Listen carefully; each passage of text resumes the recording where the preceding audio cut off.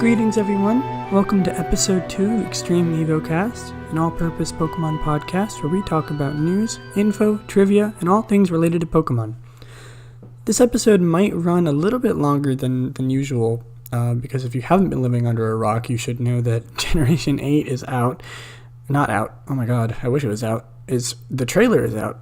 Information about it is out, and we're going to be talking about that today. Before we jump into that, though, I do have a disclaimer. I won't be talking about anything related, not anything, I won't be talking about news related to the anime. The new episodes of the anime that come out, or things about that. I might briefly talk about the anime when I go over, tangents or anything like that, because I did used to be a fan of the anime when I was younger, but I'm not really super into it anymore. So there's many other places you can go to get information about the new episodes of the anime, when they'll be released and all that stuff. So I'm not going to bother taking the time to watch it because I'm not really super interested in it. But other than that, I'll try to bring as much to the table when it comes to the anime as possible. Like I said before, this episode might go a little bit longer than usual. Maybe like 10-15 minutes long, because I have a lot to talk about. So let's jump right into the news, I suppose.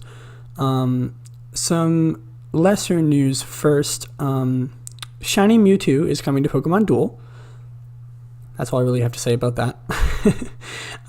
Like I said last episode, I'm not really a huge Pokemon Duel fan. I have it, I play it sometimes, but I just thought I'd mention that. Here's something big. Pokemon Day. February 23rd to May 5th. There's a lot going on Pokemon Day.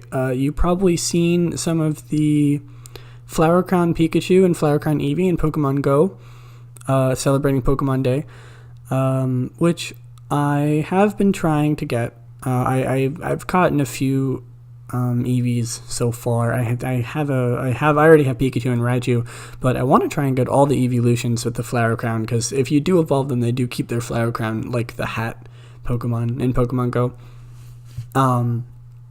But other than just the Pokemon Go stuff, Pokemon Day, they're going to be airing episodes of the Diamond and Pearl, Black and White, and X and Y anime on Twitch all the way throughout this time. So it's already going on. You can probably watch it on Twitch live. Episodes, a marathon, like they did a while ago. Of Twitch has been doing a lot of things recently where they show marathons of things on Twitch. I believe they showed the first few seasons of the Pokemon anime a while ago. But I'm not sure when that was exactly. But they're doing it now for Pokemon Day with the Diamond and Pearl, Black and White, and X and Y seasons. So yeah, they're also focusing on airing episodes that are showing Pokemon like Pikachu, Zekrom, Snorlax, Eevee, everything that are related to the upcoming trading card game pack Sun and Moon Team Up, where Pokemon will be paired together on cards, I guess. If that's what that is. We don't really know too much about it yet. There was like a trailer that released that talked about, that showed the whole system with the team up thing. But they'll be airing episodes that include Pokemon that'll be featured on those cards, like Pikachu, Zekrom, Snorlax, and Eevee, things like that. There is some new Pokeball Classics coming to the Pokemon Center in the near future, with some new cute merchandise that you can look forward to, as well as some new Easter Garden Party sets coming to the Pokemon Center, coming for the springtime. There is also a Bulbasaur Funko Pop being released. I don't. You guys are probably going to want to hear my opinion on the Funko Pop, because I've seen some really mixed reviews and mixed opinions on the Funko Pops as a whole, including the Bulbasaur one. I don't mind Funko Pops all that much. I think they're kind of cute. I think they can definitely be a little bit unsettling, but I mean, I have a few myself. I have a few of the Overwatch ones just because they were limited edition and I really wanted them.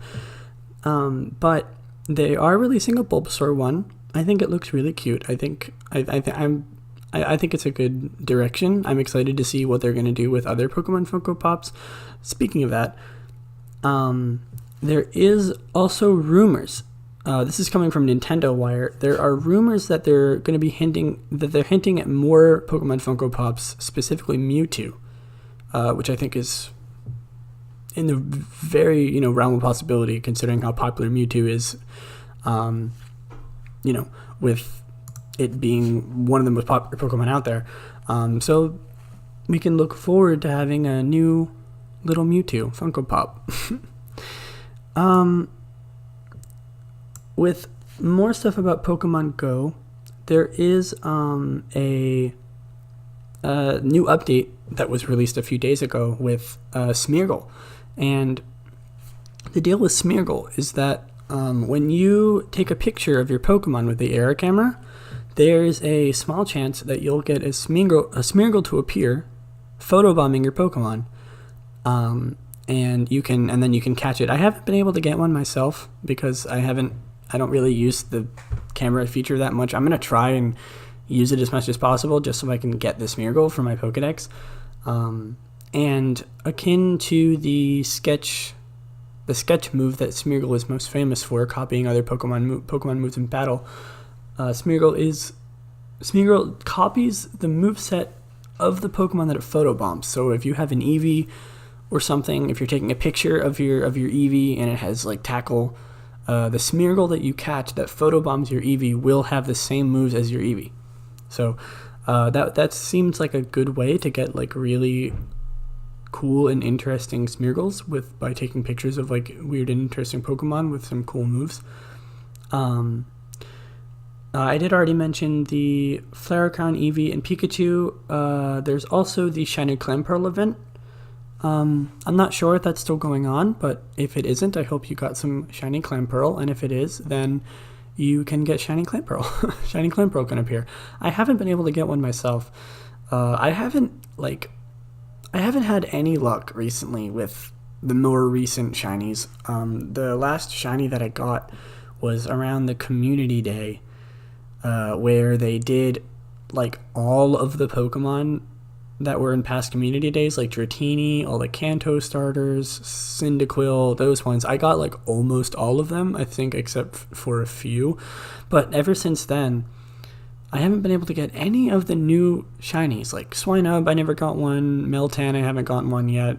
Clamperl, I haven't got one yet. I know that like Mightyena, Poochyena, and Zigzagoon can also be shiny, and I haven't been able to get one of those yet. I've been checking like every single Pokemon, but my luck has been really shitty.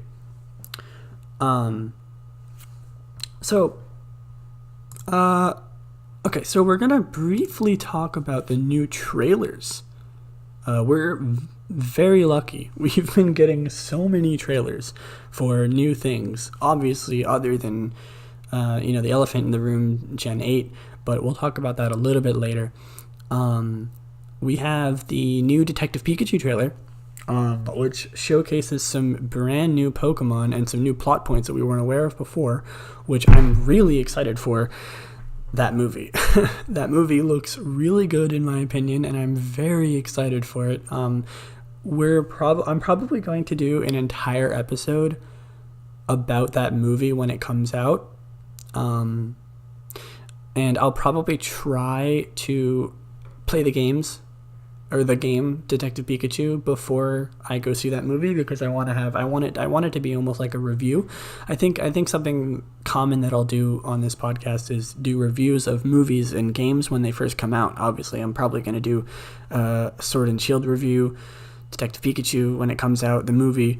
It's been way too long. I'm not going to review the game. It's been out for too long, but I do want to have a little bit of a idea of what I'm going into with the movie. So I'll play the game. I know the basic premise of it, but I do want to play the game anyway because I haven't had a chance to, and it looks really fun. But the new movie, we get new Pokemon shown off, such as Lillieceon. I'm trying to remember a few of the other ones, but it's been a while since I watched it. We saw like Golurk, I think. Golurk looked really cool. I remember that specifically. I'm really loving the love that they're giving to other Pokemon other than Gen 1. A lot of people were scared that it was going to be just Gen 1 Pokemon, but there's quite a bit of Pokemon in that movie that aren't Gen 1. It seems to be primarily Gen 1, with like the main Pokemon, like the Mr. Mime, the Jigglypuff we saw, the Psyduck companion Pokemon, obviously the Pikachu, and the Mewtwo that got actually teased in the new trailer. But I do appreciate that they're giving quite a bit of love to other Pokemon. We did also see Pokemon like Growlithe, I think, and like I said before, Mewtwo, which looks really good.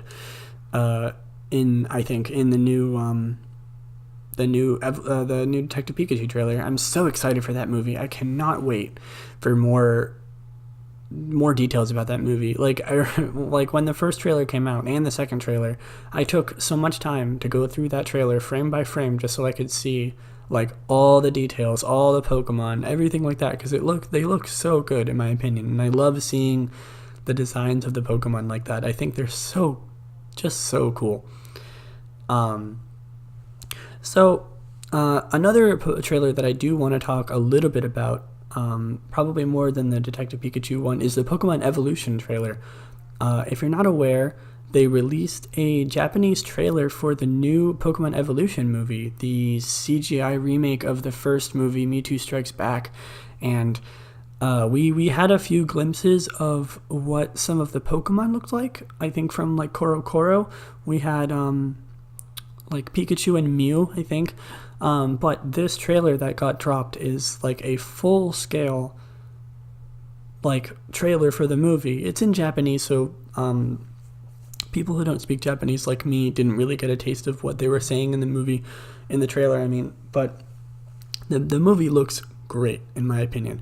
I'm seeing some pretty controversial opinions about that movie and how it looks. Like, I remember going through the Twitter thread of the Japanese trailer that got dropped and seeing everybody so upset about the way that the movie looks and the art style. But in my opinion, I think it looks great. I know that the Pokemon, like we know that Pokemon isn't trying to take a turn into realism and CGI, because I mean, we just got like the new Power of One movie that just came out pretty recently, and that was a full-fledged, animated style movie. And so people are saying that like it's too like much of a change, because we've never really gotten anything CGI coming from Pokemon in terms of movies.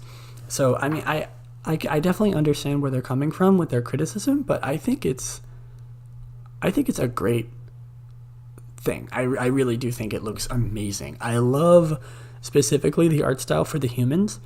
Like Ash, we saw like Ash, the main party, Brock, Misty, the Professor, Nurse Joy, and some of the scientists. We saw a glimpse of Team Rocket, and I love the art style. They're taking a turn, but also, homaging back to the original style of the movie. They're basically just like turning the animated style into a CGI style, and I think it looks really, really good.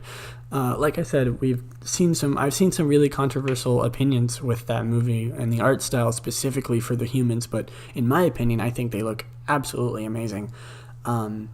If you haven't seen it yet, you can check it out on the Japanese Pokemon Evolution Twitter. I'm not exactly sure what it is, but I did retweet it on my main Twitter, and I'll also retweet it on the Extreme Evocast Twitter, for those who are interested in seeing it, because it's really cool, and I can't wait until we get to see the English trailer so we can know what they're saying.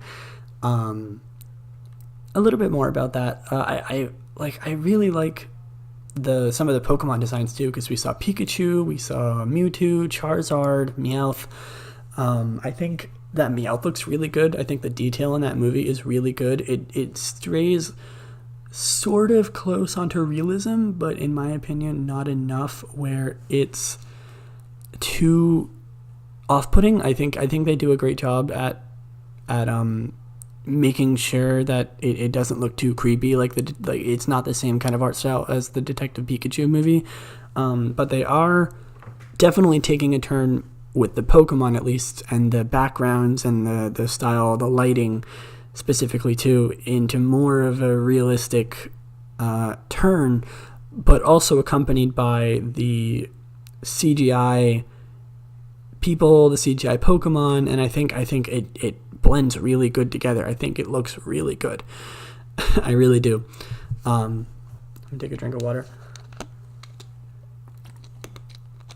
So now on to the biggest topic of this episode, probably the biggest topic for a while with this podcast, at least. We probably aren't going to get any news like this this big for a while, but Pokemon Sword and Shield Generation 8.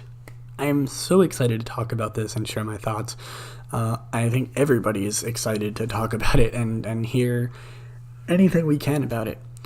So I think that the build-up to Gen 8 was really... It was a lot... It wasn't as intense as other Pokemon games, because we never really heard anything of it. We didn't get any leaks. We didn't get any... really anything like that. It was just kind of... it was mostly just... people like, oh, where's Gen 8? Where's Gen 8? We got Meltan, and that's pretty much the only thing that we got in terms of, anything related to Gen 8. I remember with like X and Y, we got some leaks, we got we got trailers early, we got lots of things, hints and everything like that related to the new generation that's coming up, and with Sun and Moon as well. But with Gen 8, it's been really mellow, and I think that's partially because everybody has been really excited about the possibility for Diamond and Pearl remakes. I mean, I am too, trust me. Diamond and Pearl is one of my favorite series. But I think that that kind of masked the whole excitement as a whole for what Gen 8 was going to be, and the build up to that was really interesting. Because other than Meltan and Melmetal, around when Let's Go Pikachu and Eevee were released, and a little bit before that, we never heard anything about Generation 8. We didn't get any kind of teasers, anything like that. I mean, even then, Meltan and Melmetal don't even really show us what Generation 8 is. They're like completely unrelated mythical Pokemon. We think, to the whole series. I mean, nothing that we know right now, at least, that they're related to. So I think that, the build up to Gen 8 was almost like not mediocre, but less interesting than any of the other generations or any of the other recent generations, because we never really heard anything about it. Now, before we get into the specific details about Generation 8, I do want to talk about, just as a whole, the fact that we're officially taking the turn into Switch, primarily Nintendo Switch Pokemon games. And we got Let's Go Pikachu and Eevee, and obviously that game is on the Switch, and we knew before Let's Go Pikachu and Eevee that we weren't going to have any more 3DS titles, but I think that Let's Go Pikachu and Eevee was more of a spin-off, and it didn't really give us a taste of what Pokemon was going to be like on the Switch, because it had the Pokemon Go mechanics, it had the, it was kind of a lesser game because it was a remake. We only had the first generation of Pokemon, but I do think that Nintendo Game Freak moving Pokemon to the Switch is a great idea, and I think that it's going to help a lot with just kind of taking Pokemon and sticking it in the ground and saying, okay, this is what Pokemon is going to be. It's going to be on the Switch primarily now. It's going to have great visuals. It's going to have great controls. It's going to have support with other people's Switches, with the great Nintendo Online service, and I think that it's a great change from what the 3DS was, because most of Nintendo's biggest franchises are moving to the Switch, like Super Mario Brothers, Legend of Zelda, Smash, everything like that. It's all getting put right into the Switch, and it's staying there. Not that I think the 3DS is going to die, and I don't think the 3DS is not going to. I don't think the 3DS is going to suffer because of this, but I do think that it's a great idea to kind of shift the momentum from the 3DS handheld titles to the Switch that you can play handheld and at home. Yeah. Anyway, speaking of Let's Go Pikachu and Eevee, I think it's not surprising that they took away the way of encountering Pokemon in Let's Go Pikachu and Eevee. I think that it was a good idea to do that. I don't think that Pokemon Sword and Shield would thrive as much as they will, because if they used the Let's Go Pikachu and Eevee method of catching and encountering Pokemon. Not that I didn't like that, but I did see lots of people who straight up refused to play the game because of that mechanic, and they didn't like the way that it worked. Everyone kind of thought that it was going to be a bad mechanic in the start, but then a lot of people warmed up to it, including me. And I do think it's a really nice way of kind of shrinking down Pokemon into a spin-off like they did with Let's Go Pikachu and Eevee. I mean, if they didn't do the whole remake of Pokemon Yellow, no items, no natures, nothing like that, or no held items, sorry, that if they just made Let's Go Pikachu and Eevee a full-fledged Pokemon game, I don't think it would have done as well as it did by kind of, making it more simple and using the Pokemon Go mechanics. And I think that the Pokemon Go mechanics really complement the way that the Pokemon Yellow simplified, no natures, no held items, all that kind of stuff. It really helped to put it into a spin-off instead of teetering on the edge between spin-off and main series game. And I think that it was a great idea to change Sword and Shield to the basic Pokemon formula instead of going back to the Pokemon Go integration and the way that Pokemon Go catches Pokemon, because I think it would be not as strong as Pokemon has been. So we're gonna talk about the actual game now and the actual content of the game. First off, we're gonna start with the starters. Specifically talking about which one's my favorite, a little bit of personal stuff here, but I do like Squirt the best. Obviously we had Squirt Sobble, and Grookey, the new fire, water, and grass type starters. I do like Squirt the best, but I do like them all pretty equally. I don't think that they're bad starters. Usually when starters come out, there's always kind of one that I don't like as much as the other ones. Like, for example, I never really liked Rowlet as much as Popplio and Litten. It's not that I don't like Rowlet. It was kind of I didn't like Rowlet as much, but I really do feel like I like all of the starters pretty equally. And it was hard to choose a favorite. But Squirt just really stood out to me. I love its design. I think its design is really good, and I'm really, like every Pokemon fan, I'm really, really excited to see what kind of evolutions we get out of them. What abilities they have, what types they're gonna be, all that kind of stuff. I like Sobble. Like I said, I like Sobble more than Grookey. Just because I'm not really a huge fan of monkeys, and like monkey-based Pokemon haven't really always been my favorite, but Sobble's design is really cute. I think Sobble is a really well-designed Pokemon. They're all really well-designed. I can't say that they're any well-designed better, they're any of them are better well-designed than the rest of them, but I think they're all really strongly designed. I really like them a lot. Grookey is cute. I do like Grookey.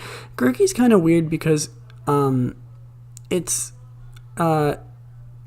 it's like teetering on the edge between being a bipedal Pokemon and a quadruped Pokemon, and I think that's weird. Like in some cases we see it walking on 4 legs, but at the same time it's a monkey's, and I don't think they're going to make a monkey Pokemon not bipedal. We'll talk about that more a little bit later, because I do have something to say about their designs in general. But overall, I really like their designs. I really like their names. I think Sobble, Grookey, and Scorbunny are really creative, and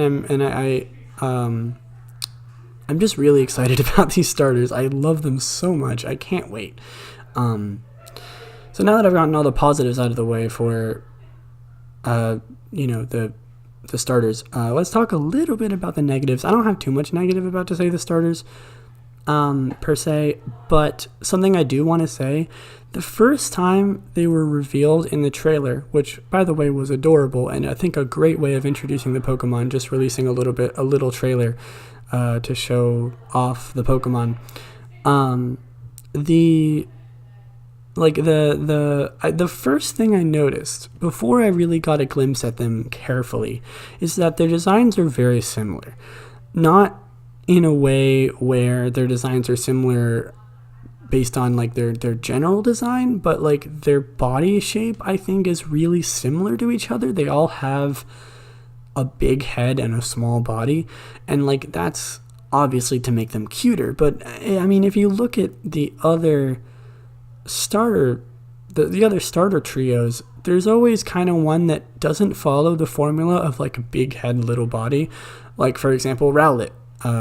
Like Rowlet is just a circle. Rowlet's just like a ball-shaped owl.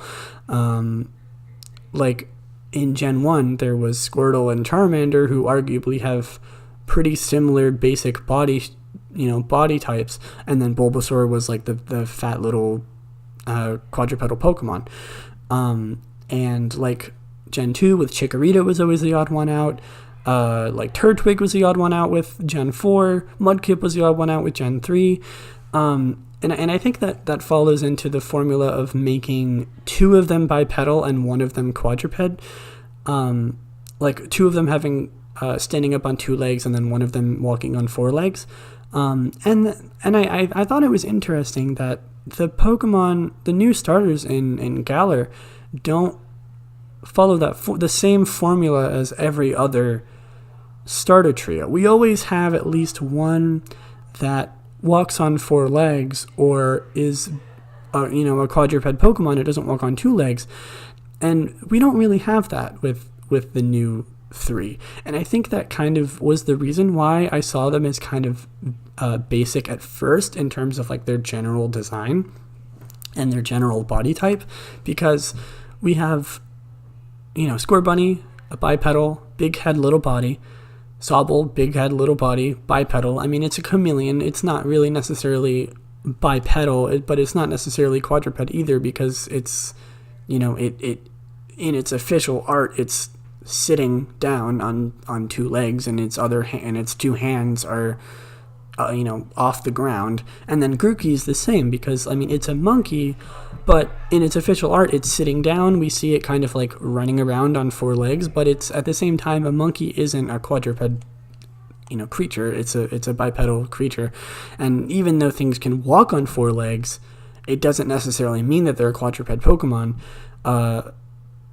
Like, if it makes sense what I'm trying to say, like, look at Grookey compared to Bulbasaur or Chikorita. Chikorita and Bulbasaur are never gonna stand on 2 legs ever, because, well, I mean, they can, but you know what I mean. In their basic design, they're always going to be walking on 4 legs. But with the new starters, with the exception of Scorbunny, of course, the 2 Sobble and Grookey are kind of in between. And I think it's weird how there's not a specific formula that they're following like they do with the other starters. Another good example is like there was Chespin in Gen 6, who was a bipedal Pokemon, and then there was Froakie, who frogs aren't necessarily bipedal, but it's not, I wouldn't call a frog walking on 4 legs because it has legs and it has hands and it has feet. It has like legs and arms. But if you look at Fennekin is just a fox. It walks on 4 legs. It's not in between like Froakie. But I feel like with the Galar starters, they're all kind of in this weird in between where they're not following the same formula as the other starters. This has no negative effect on how I feel about the starters. I just thought it was interesting because that's the first thing I noticed when I saw them. When I first saw them, I'm like, these are kind of basic designs. They're a little bit, they're not with their designs themselves, but with like the quick 5-second glimpses that we had of them. I noticed a very big difference between like with the Gen 7 starters, where Popplio has no legs and Rowlet was a little round orb bird, and then Litten was a cat. It just seemed like the Galar starters all kind of had the same look to them, if that makes sense. But like I said, it doesn't affect my view on them negatively. I just thought it was interesting, and I thought that I would point that out because I thought that you guys would find that interesting. But don't get me wrong, I absolutely adore these starter Pokemon. I think that they're perfect. I think that they're really good. I'm really excited to see their evolutions, and specifically, which is going to be a segue into my next point about the starters, is their types. I really like how they've been giving the final evolutions of starters 2 types that really affect each other. It was really prominent in Gen 6 and less so in Gen 7. Like, for example, look at Gen 3. The final evolutions are, I believe that Sceptile was just grass, Blaziken's firefighting, and then, Mudkip or Swampert is water ground. Those, outside of the normal water, grass, fire type triangle, those other types the secondary types don't affect each other really at all. Ground isn't good against fighting isn't good against ground or anything like that. They don't have any other secondary effects, and they basically just follow the basic triangle, just a little bit more so amplified by the fact that Swampert takes 4 times from Sceptile's grass, and Swampert has 2 types that can deal with Blaziken. But if we look at Kalos, Kalos had a really interesting starter type trio because their type trios complemented each other with Delphox, was fire psychic, Chestnut was grass fighting, and Greninja was water dark. And outside of the normal water, fire, grass trio, they also had a secondary type that followed the same triangle as their normal type trio. So Greninja is good against Delphox because of the water and fire typing, but Greninja is also good against Delphox because of the dark and psychic typing, and that goes to the same with the rest of the trio. It's more so a amplification to the already existing type trio, and I think it was really interesting. I really enjoyed the type things with the type interactions with those 3. And I was a little bit upset when they didn't continue that in Gen 7, because we got Grass Ghost, Fire Dark, and Water Fairy. Now, Primarina is good against Incineroar with both types. Water is good against fire, and Fairy is good against dark. But I was a little bit upset that we never had any kind of relation between, like, Primarina and, say, Primarina and, say, Decidueye, because the Gen 7 Alola trio kind of follows like a broken circle, because like with the relationship between Ghost and Dark with Incineroar and Decidueye, and then the relationship between Fairy and Dark with Primarina and Incineroar, but there's no interaction between Ghost and Fairy with Decidueye and Primarina. So it almost kind of felt like it was intended to be that way, but they couldn't really do it all that well. And I do plan on talking more about this in a future episode where I talk about typings and type triangles and stuff. But I'm excited to see the possibility of a type triangle that perhaps goes against each other. Say, for example, using Kalos again, Gen 6, say they swapped around the secondary typings and they made... let me think about this for a second, because it's a little bit confusing. Instead of the types being complemented by their secondary typings against the other Pokemon, say, what if Delphox was the Dark one and Greninja was the Psychic one? Obviously Greninja would be good against Delphox's Fire, but Greninja would be good, or would not be affected by... Sorry, this is confusing.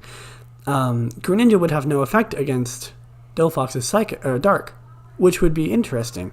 And like with Delphox and Chestnut, if say Delphox had the Fighting type and Chestnut had the Psychic type, it would be Chestnut's Grass would be weak against Delphox's Fire, or Delphox's Fire would be good against Chestnut, but Chestnut's Psychic would be good against Delphox, so it would be kind of like a reverse, if that makes sense. And I think that would be really interesting in terms of the relationship between the starters, because if they have that type triangle that is the normal Grass, Water, Fire, but they also had a type triangle that counteracted those types, and they had another triangle that was the reverse of the Water, Fire, Grass one, I think that it would be really interesting in terms of the story with, like, say, the rival fight. It would be interesting in, like, competitive Pokemon battling. It would be interesting in casual players too, because, people getting, little kids getting, say, Pokemon Sun and Moon, and then, like, fighting their teams against each other after they beat the game or something like that, and everyone uses their starter on their team. So, it would be really interesting, and I think that it would be a fresh, new idea with the typings, because we've never seen that before. We've always had, with Johto, we had no secondary typings. We had, in Sinnoh, we had some interesting typings with, like, Empoleon Steel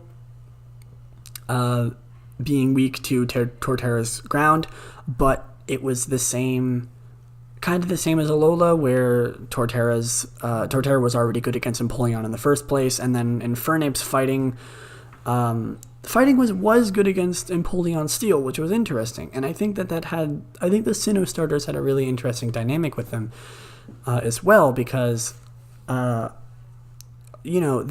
Fire type had a secondary type that was good against the Water type secondary type, and but akin to Alola, it was kind of unfinished, because obviously Infernape's fighting isn't good against Torterra's Ground, and it wasn't, it was kind of mixed matched all over the place, but they kind of had a good idea. And I always thought it was interesting how Infernape had that second type that was good against Empoleon's second type, and they counteracted each other.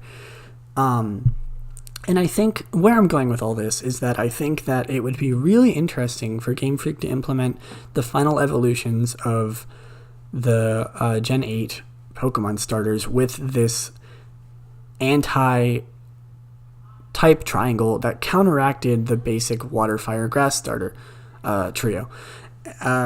Like I said, I think it would be really interesting in casual play and competitive play. Less so in competitive, because how often do you see a starter against a starter? Some of the starters aren't necessarily amazing. Some of them you never see really go against each other. Sometimes you do, but It's not like the biggest point of competitive Pokemon, but I think in a casual sense and just as a gameplay sense, when, say, you fight against your rival, it would be really interesting, and I think that it would be a really cool dynamic. So we're going to talk a little bit more about Gen 8. I have lots of stuff to talk about with Gen 8. But first, we're going to hop into our first segment, or the only segment of this episode. I didn't want to include 2 segments in the episode because I didn't want to take away time talking about Generation 8. But we do have our random Pokemon of the week, where I randomly generate a Pokemon, and we talk about it. We talk about everything about it. We talk about its stats. We talk about its competitiveness. We talk about some info about the Pokemon, and it's a new Pokemon every week. And if you like this segment, and if you have any ideas of any other segments that I could do, I would greatly appreciate some feedback. Any ideas, because I am struggling to talk about or to think of any kind of other segments that I could do. I have a few in mind, but they haven't really gotten past the thought stage. One of my friends, Fluffy, mentioned talking about my Generation 8 predictions, and I was actually going to do that, but I think the fact that Generation 8 is already teased, and we know it's coming, I don't really think that would be great for a segment now. It was a good idea before, but I don't think it's a great idea now, because we already have so much to talk about Generation 8. But we are going to hop into the random Pokemon of the week for this week, and it is actually Lillieceon. I'm really excited to talk about Lillieceon. I'm really excited for this segment because it's one of the namesakes of this podcast, because Lillieceon is one of Eevee's evolution. It's an evolution, and this whole podcast is themed around Eevee's Z move, which calls in all the evolutions and all that jazz. So I'm going to try and take a little bit more of a formal path on this. I'm going to go through the basic information, kind of like a Pokedex. It's almost like I'm a Pokedex talking to you about the Pokemon. So Lillieceon is number 470. It is Generation 4 in the Sinnoh Dex. It is a Grass-type Pokemon. It's a Grass-type, evolves from Eevee when leveled up near the Moss Stone. It is the Verdant Pokemon, and I had to look up what Verdant means because I don't know what it means. But Verdant means green with grass and other vegetation, which is just perfect for Lillieceon, because Lillieceon's such a forest spirit, green, grass Pokemon. I love it. Its 2 abilities are Leaf Guard and Chlorophyll as its hidden ability.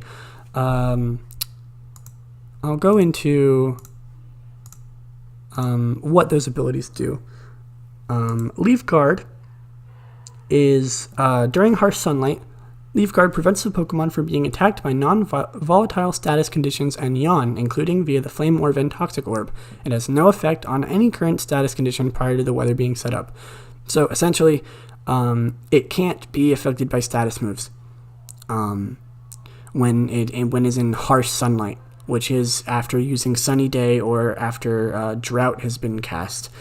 And this also does not.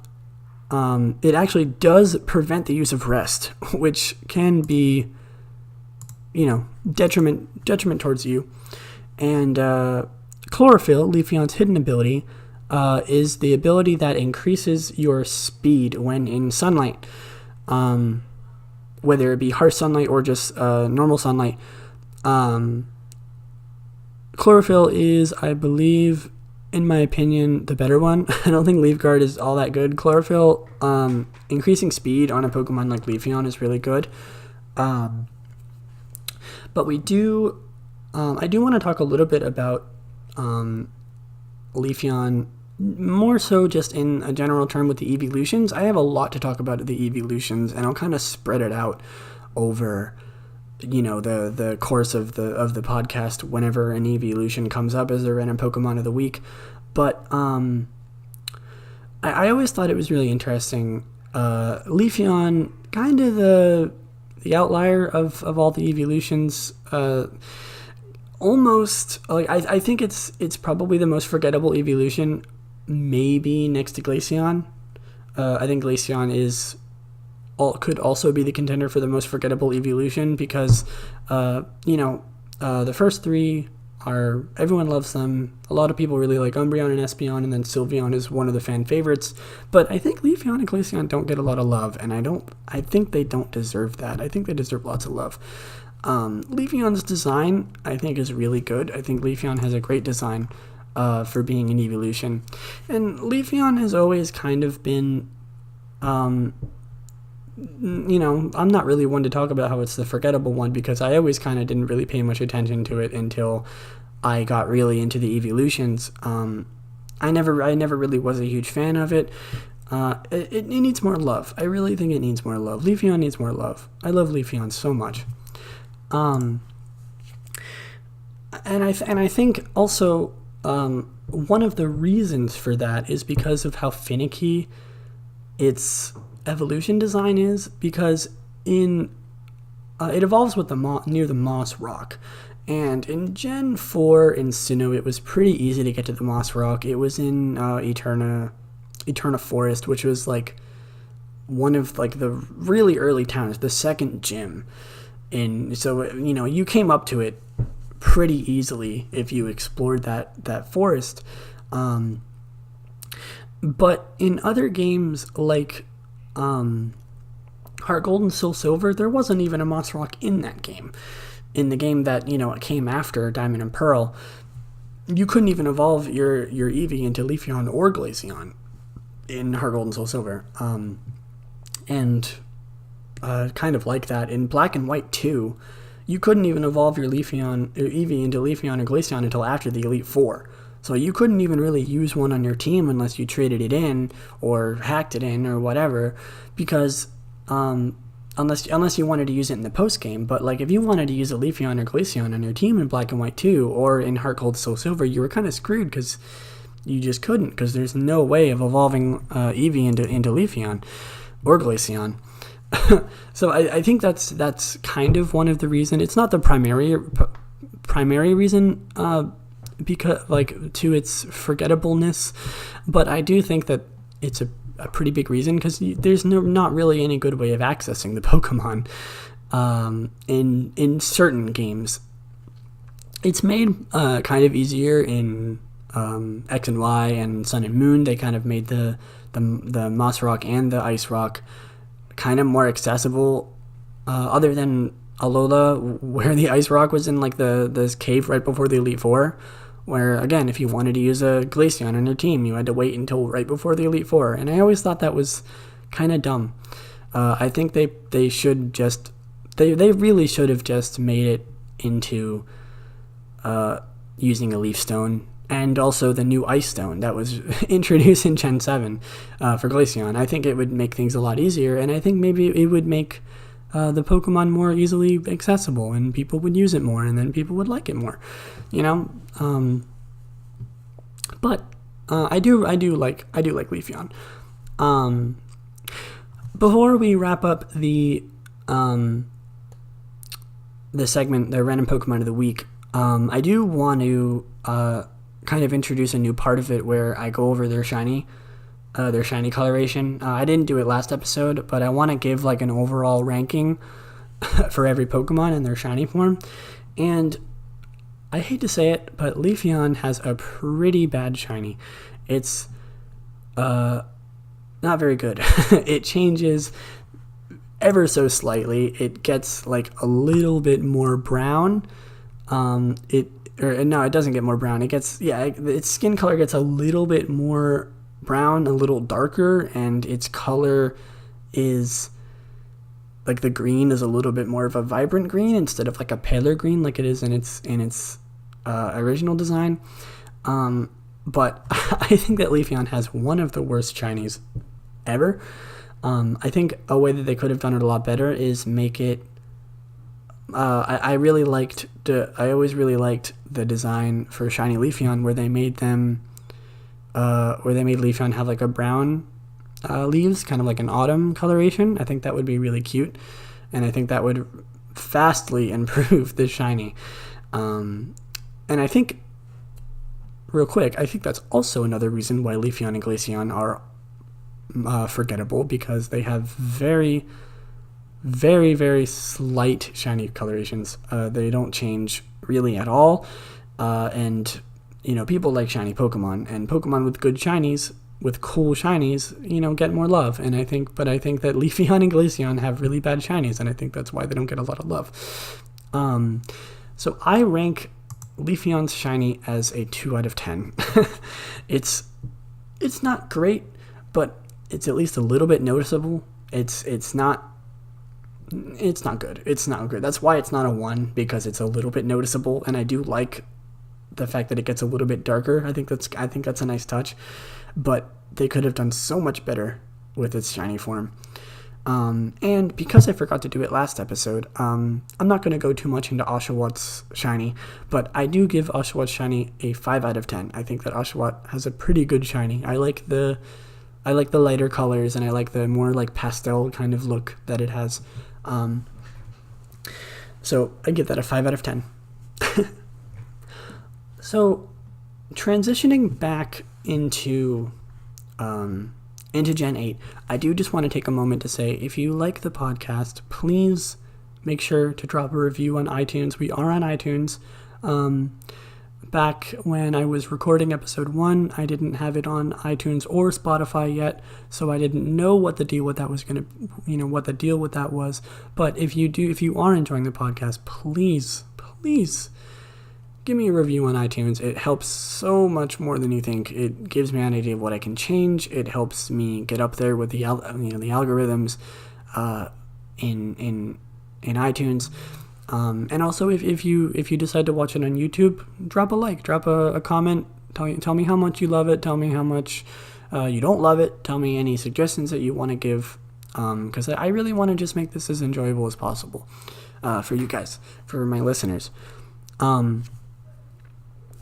And I guess I'll take a short moment to drop my social media. I am on Twitter mostly at Lillieceon. That's Lillieceon. I'm active on there mostly. I do go on Tumblr, which is just Lillieceon, same URL as my Twitter. I'm not active much on Tumblr these days. I post my art on there, but that's about it. And yeah, that's pretty much my most active social media. I don't really use Instagram all that much, but if you want to contact me, if you want to talk to me, I do also have a Discord server and also a Patreon, patreon.com/Lillieceon. If you like this podcast, if you like my art, consider supporting me on Patreon. I really, really, really appreciate it. Okay, so back to Generation 8. We're going to talk about the other things in Gen 8. Other than just the starters. First off, I want to say it's been about a week since the trailers dropped for Pokemon Sword and Shield, and the memes. I don't usually talk about memes much on things like this, but the memes have been great. I think they're really funny. One that I specifically wanted to say was, this is coming from at CIN_CEGA, Sin_Sega. I apologize if I'm butchering that, on Twitter. Their local newspaper, actually published a headline about Pokemon Sword and Shield, and they included Pokemon Gun, which was a joke that somebody made where they edited the title to make it look like Sword, Shield, and Gun. And the newspaper thought that that's what the real game was going to be, Pokemon Gun. And I think that's absolutely hilarious. So I want to talk about just the look of the game and the region and what we know so far with how beautiful the game is going to be. Obviously, Let's Go Pikachu and Eevee was a beautiful game. I think the game was beautiful compared to Sun and Moon, which is partly in fault of the 3DS's hardware limitations. This game looks beautiful. It's the scenery is gorgeous. The 3D models look seamless. They look amazing. Like the game just looks beautiful, and obviously taking after the and taking inspiration from the UK, Europe mostly, with Ireland, Scotland, England, stuff like that. Specifically, there, I noticed on the map that they released, there was a big building that looked like I forget what the actual building is called, but the building that holds the Big Ben, the big clock, I think it's called like Elizabethan Tower or something like that. I probably got that completely wrong. I'm sorry if I did. You know what I'm talking about, Big Ben. There was a big landmark on the map that looked a lot like that, and there's no argument that the place is based on Europe and the sites of that, but I think that really ties it together, that we're getting a Europe, maybe specifically UK and Scotland in that area, specific region, and I think that's great. I think that's a great turn, because I did really like Alola and its tropical Hawaii theme, but I did get a little bit tired of it after a little bit, and I think that this new fresh region, specifically for me, because I don't live in England, I don't live in Europe, I'm in the United States, I've never been there, I want to go there, but I don't know, what it's like there, and I think that this is going to be basically a new experience for me, and for lots of other people, with the scenery, the style, the clothing, even the characters, all that kind of stuff. I just think that with what we've seen so far, the game is gorgeous. The Switch does an amazing job at making the game just look beautiful.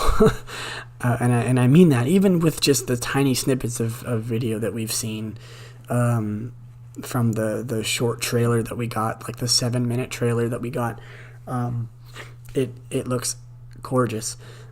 And I'm just so excited for the atmosphere and for the feeling and the story and everything like that. I'm so excited, specifically just for the aesthetic of the region.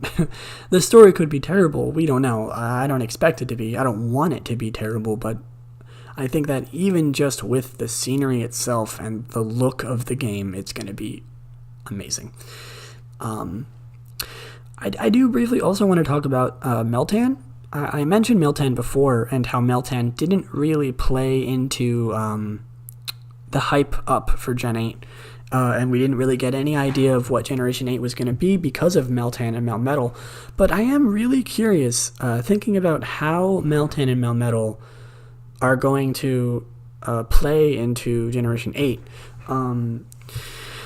Unfortunately, Meltan and Melmetal could just be mythical Pokemon that have no impact on the story, like Zeraora, like Hoopa, like all the mythical Pokemon. That's a topic that I'm planning on ranting about for a long time in a future episode, with the problem with Game Freak's mythical Pokemon. And I really hope that we don't get that Meltan and Melmetal aren't just that. They're not just a mythical Pokemon that have no say in the story, because I like their design. And Meltan and Melmetal were seriously hyped up, more than any other mythical Pokemon, because of Pokemon Go, their integration in Pokemon Go, and because of their integration into Let's Go Pokemon and Eevee. And I think that, and I'm hoping that hype and that integration will be transferred over to Pokemon Sword and Shield. I really am hoping that Meltan and Melmetal play a big part in the story, and even just in the post game, anything. Just include my babies in there, please. give them something in the game. But knowing Game Freak and their past endeavors with mythical Pokemon, I don't really have my hopes too high. It's unfortunate, I know, but it's been going on for so long. It's the norm now. So speaking of my hopes for the game, my hopes for the game, this is sort of what I had planned for that segment that I talked about briefly with my expectations for Generation 8, kind of more so now based on what we have with the trailer, with the game that we know of. I really hope for great legendaries. I really liked Solgaleo and Lunala and their and their designs based on the the sun and moon aspect of Alola, and the story too. They played a big part in the story. They had a really big part in the story, and I'm really hoping that the legendaries are based on the sword and the shield motif that they have going. I'm really excited to see what they do for their designs, for their integration into the story, what types they are, anything special with them, like a third kind of a third legendary. I know Necrozma wasn't that because Necrozma was an Ultra Beast, but Necrozma was kind of like the third with like the Alola legendaries, kind of like Groudon, Kyogre, and Rayquaza, because Necrozma could fuse with them and that kind of stuff, like Zekrom, Reshiram, and Kyurem, I guess, would be a better example. And I'm hoping they do that again, because I really like the trio of legendaries like they do. I'm also really excited to see any other legendaries or just Pokemon themselves based on the region and based on the culture, because we got a huge amount of cultural references, cultural inspiration from the Hawaii, the island aesthetic, that kind of thing. Everything like that was put into Alola, including its Pokemon and its legendaries, specifically the Tapus. I'm really excited to see what they do with the culture and how they represent that in the Pokemon, and specifically the legendaries, because Pokemon Game Freak has been focusing a lot more now on keeping their ideas safe and based on what they're basing the whole game on, and they're expanding into cultural representation. They're making Pokemon, like I said, based on that culture and legends, myths, anything like that. I think I'm so excited about what they do with that. Speaking of designs and what I'm hoping for Sword and Shield, I really hope that we get a really cool evil team. Team Skull was one of my favorites. I can't say that they were my favorite. I did have a few gripes with Team Skull, but I'm not going to go into that right now. But I really hope that we get a cool evil team. I love the evil teams, and I think they have a great... They put a great feeling into the game, specifically with like Alola. Team Skull had a pretty big, specifically Guzma had a really big role in the story of, the story of Sun and Moon, and I hope that they keep that in mind and they do the same sort of thing with Sword and Shield. Speaking of story, actually, I also very much hope that we get a great story, a better one than X and Y. X and Y's story is infamous for being not very good. The evil team was pretty much the whole basis of that story, and it wasn't very good. I'll just say that outright. In my opinion, it wasn't very good. You might think it's good, and that's valid. It had its good parts, it had its bad parts, but in my opinion, it was not. X and Y did not have a good story. But that's a topic for another video or episode. But I think Sun and Moon had an amazing story. It was one of the best parts about the game, the story in Pokemon Sun and Moon. And like I am just so ready to see what they do with the story. I want new characters, new new special landmarks related to the story, new legendaries that play into the story, everything like that. I'm so excited to see what they do. And just in kind of conclusion, kind of not wrapping up, but kind of just collecting everything that I've been talking about together, I do want to take the last 10-15 minutes or so to discuss just everything in general with the game. I think that the time of year that they released it in is around the same time of year as they always do. They always release it in early months, and then the game comes out later that year, which is, I think it's been a tradition that they do around, they started around X and Y, because I know that they've been focusing mainly on making the games come out for Christmas time, mostly for sales and revenue, but that's kind of been the tradition that they've been doing.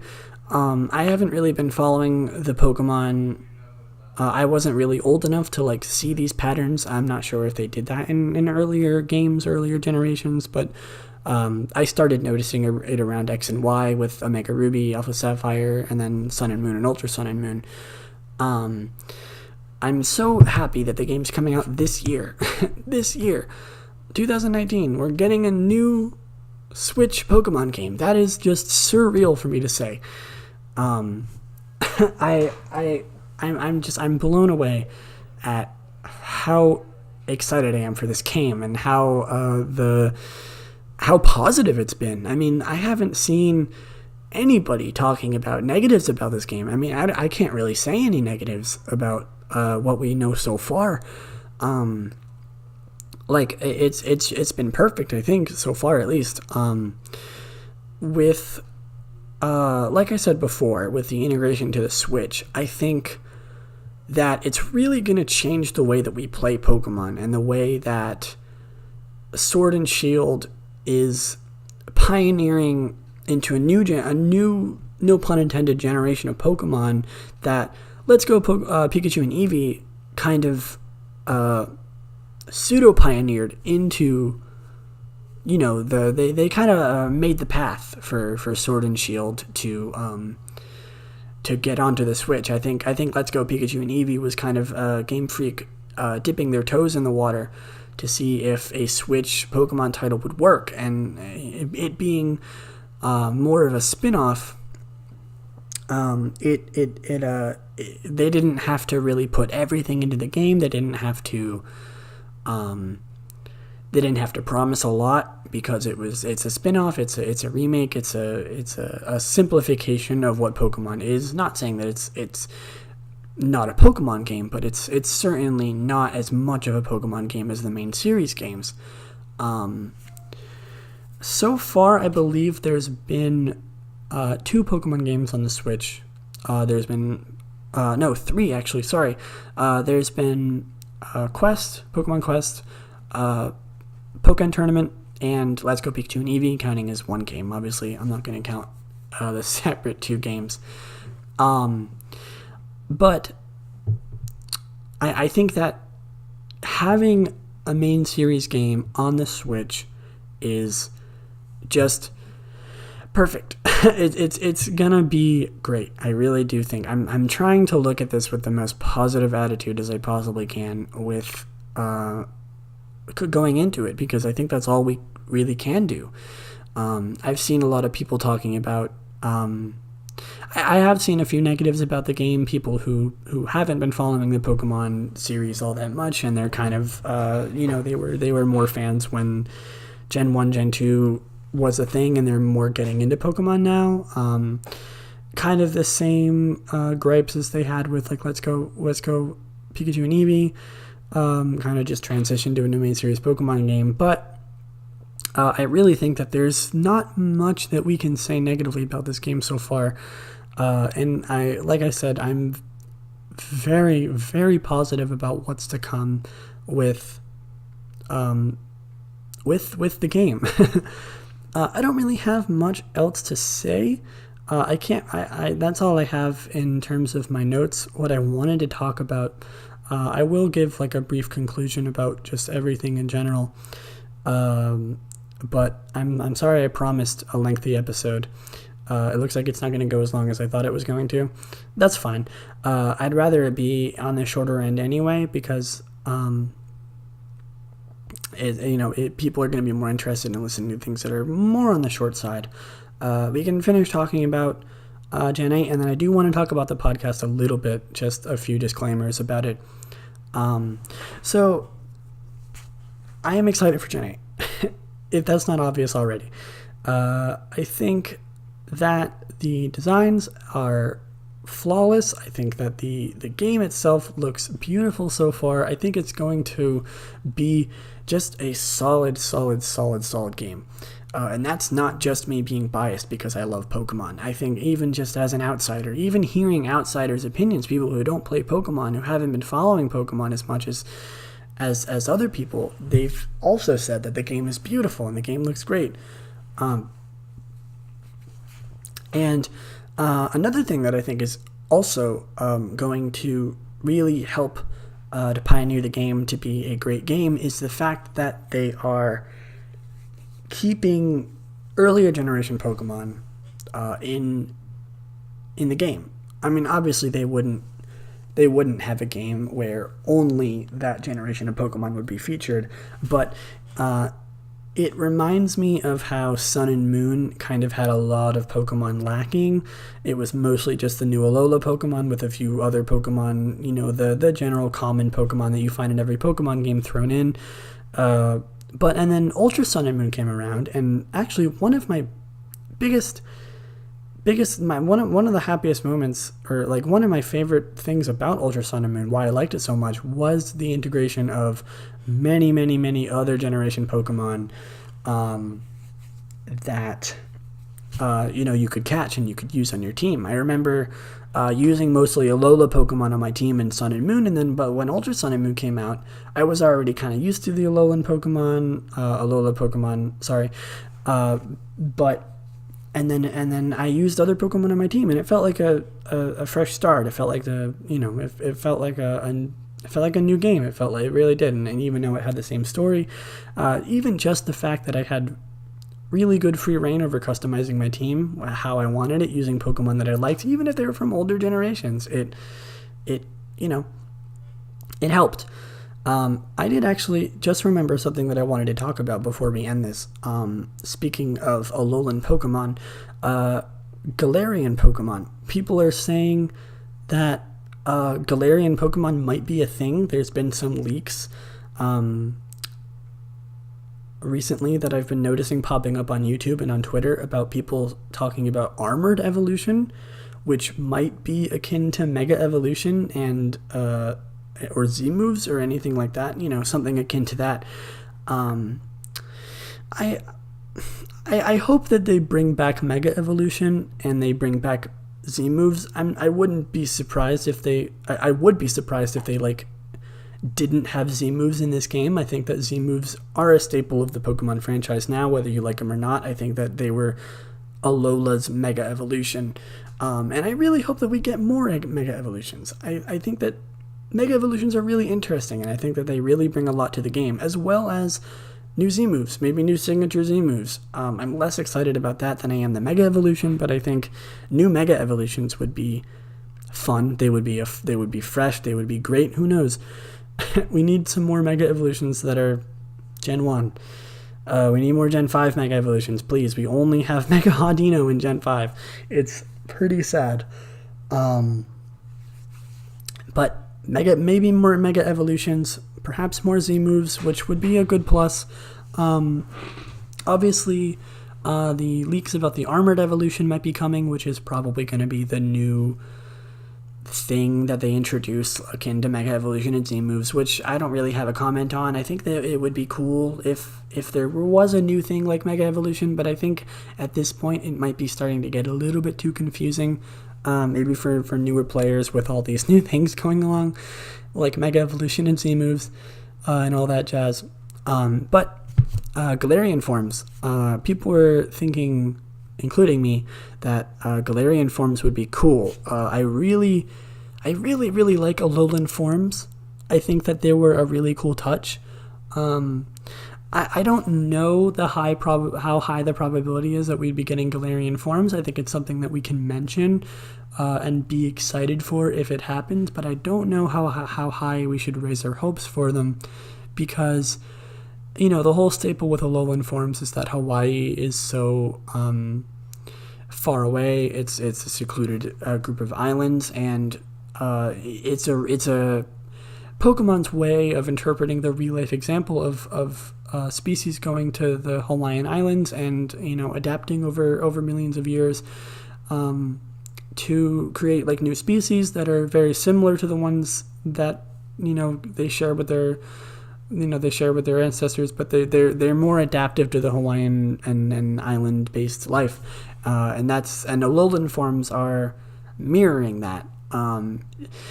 Do I think that Galarian forms are going to be a thing? I don't think so, because if this region is based on Europe isn't necessarily a secluded place. I mean, it's one of the biggest, you know, one of the most populated places on Earth. It's one of, you know, it's one of the most famous places on Earth, arguably. You know, the UK, you know, one of the biggest powers in the world, and I don't think that they could really justify making Galarian forms. I don't really think it would make sense in terms of a, like, you know, the way that things work in nature. I don't think that they could justify that with a reasoning that would make sense. Because even though Pokemon is a fictional game and it does take its own liberties, it has been pretty close to not straying too far away into fantasy and kind of more of a take on what we have in real life with nature and all that stuff, you know, with the Pokemon types, the Pokemon species, where they're found, all that type of stuff. It never really dwells too much into fantasy, more than just, you know, big animals fighting. So I think that they want to keep that a thing. So I don't think Galarian forms are going to be a thing. Personally, I don't believe that they're going to add them, but it would be cool if they did. I think that Alolan forms worked really well. I think they were really interesting. They brought a lot of really cool designs to the table. But do I think Galarian forms are going to be a thing? I don't think so. Am I excited for them if they are? Yes, I am. I think that would be cool. So I think I've talked about everything that I want to talk about.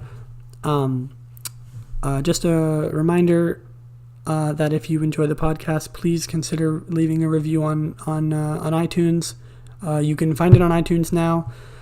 You can find it on iTunes, Spotify, YouTube, and Buzzsprout. Buzzsprout is more or less just the medium that I use to upload things, the podcast to Spotify and iTunes, but you can still listen to it there if you want to. I would recommend using Spotify, iTunes, or YouTube because it gives me more of a better idea of who's listening, because of how big the mediums are and how easily I can access them. Buzzsprout is kind of a finicky thing. It's a little bit weird. I'm not really used to it right now, so I would much prefer if you listen to it on those mediums. Plus, they're a lot easier to access, and I mean, everyone probably has either iTunes, Spotify, or YouTube. So if you enjoy listening to Extreme Evocast, please consider leaving your support and your feedback. I really, really appreciate it. I would appreciate any feedback that you can give. I took a few liberties from suggestions from my friends about the background noise problem, about volume problem. I'm going to just try and improve it as much as I can over time, and try and make it as much of a positive experience for you guys as possible. That's all I really want, to do this and make people happy with what I'm talking about. So I think that's all the time we have for today. We're about an hour and 20 minutes in, so that's actually perfect. That's the time frame that I was hoping to achieve. So, like I said, if you enjoy, please consider leaving your support and feedback, and I will see you guys next episode. Bye.